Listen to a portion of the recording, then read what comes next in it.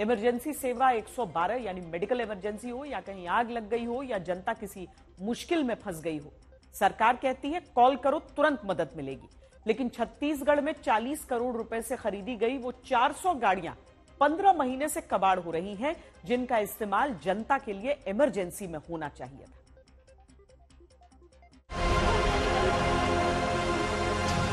संविधान का 75वां वर्ष मनाते देश में अब भी ऐसी तस्वीरें कचोटती हैं, जहां सामान ढोने वाली टोकरी में गर्भवती महिला को अस्पताल तक ले जाने के वीडियो वायरल होते हैं।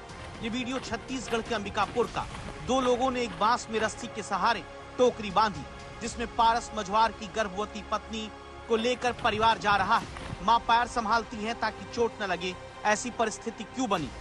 क्यों ये अंतर अब तक पाटा नहीं गया? जहां एक तरफ शहरों में चंद मिनट के भीतर पिज्जा से लेकर घरेलू सामान की डिलीवरी का अरबों का व्यापार फलता फूलता है, दूसरी तरफ भारत के ही कुछ हिस्सों में आज भी अंबिकापुर के तीर किला कुरमेनपारा जैसे गांव हैं, जहां एम्बुलेंस गांव तक नहीं पहुंच पाती।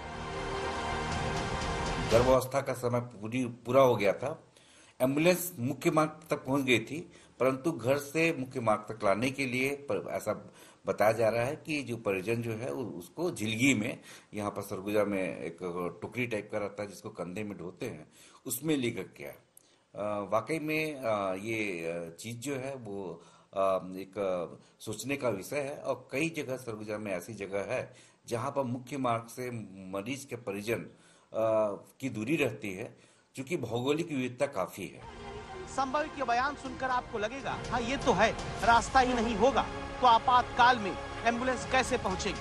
लेकिन जहां रास्ता है वहीं पर इमरजेंसी के वक्त कितनी मदद छत्तीसगढ़ में पहुंचाई जा रही है? ये सवाल इस वीडियो को देखकर अब आप पूछिए। जगह छत्तीसगढ़, राजधानी रायपुर। दूर तक जहां तक आपकी निगाह जाएगी गाड़ियां कबाड़ होती नजर आएंगी। लगेगा ये तो पुरानी गाड़ियां हैं, लेकिन ऐसा है नहीं। ये जनता के पैसे से जनता के लिए खरीदी गई वो 4 पहिया गाड़ियां हैं, जिन्हें आपातकाल के वक्त आम आदमी की मदद करके पहुंचना होता है। लेकिन सरकारी सुस्ती और सिस्टम की नाकारेपन की वजह से जनता का पैसा कूड़ा किया जा रहा है। छत्तीसगढ़ में कुल 33 जिले हैं, उनमें से सिर्फ 11 जिलों में, जो कि मेन स्ट्रीम और बहुत ही कॉस्मोपॉलिटन जिले हैं, सिर्फ उन्हीं जिलों में 112 की इमरजेंसी गाड़ियां चलती हैं और बाकी 22 जिले ऐसे हैं जिसमें इमरजेंसी की गाड़ियां नहीं चलती हैं। उसका एक बहुत बड़ा कारण है वो गाड़ियों का सरकार के पास मौजूद ना होना। और वो गाड़ियां कहां हैं, इसका जवाब हमारे इस विजुअल में मौजूद है, हमारी इस रिपोर्ट में मौजूद है। हम आपको अभी एक आसपास के घर के छत से हम उस ग्राउंड को एक्सेस कर पा रहे हैं, आपको विजुअल दिखाएंगे।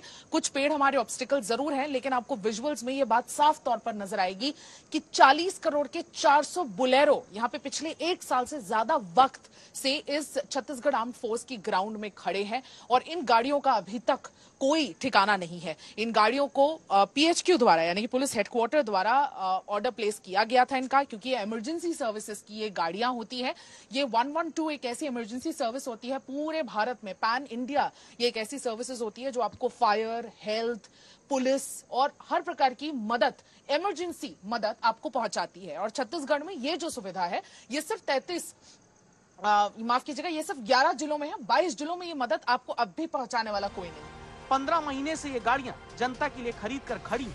इन बोलेरो को कांग्रेस की भूपेश बघेल सरकार के दौरान खरीदकर इमरजेंसी सेवा 112 में इस्तेमाल करने के लिए अगस्त 2023 में टेंडर निकाला गया। फिर टेंडर को भ्रष्टाचार के आरोप के आधार पर दावा है निरस्त कर दिया गया।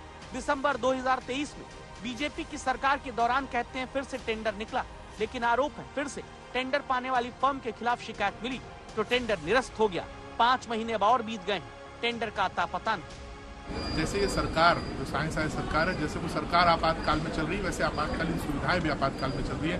प्रदेश में स्वास्थ्य, शिक्षा जो मूलभूत चीजें हैं उन पर ध्यान देने के लिए राज्य सरकार सजग नहीं है। 112 के लिए टेंडर की प्रक्रिया चल रही थी, जिसमें कुछ आपत्तियां थी, तो पूर्ण स्थिति नहीं हो पाने के कारण उस टेंडर की प्रक्रिया को निरस्त किया गया था। अभी नई प्रक्रिया प्रारंभ होगी, कोई पीएसयू हो उसके माध्यम से या किसी अन्य माध्यम से।